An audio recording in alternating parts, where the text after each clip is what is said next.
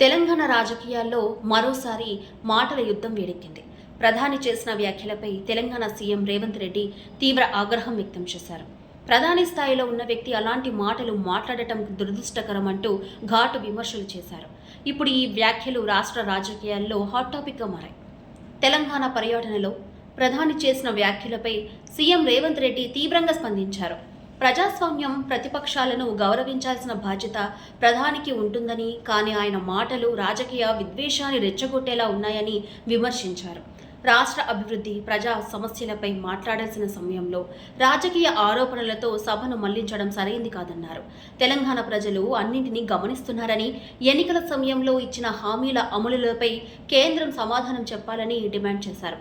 అలాగే రాష్ట్రానికి రావాల్సిన నిధులు, ప్రాజెక్టుల అనుమతులు, విభజన హామీల విషయంలో కేంద్రం స్పష్టత ఇవ్వకుండా విమర్శలు చేయడం బాధాకరమన్నారు సీఎం రేవంత్ రెడ్డి.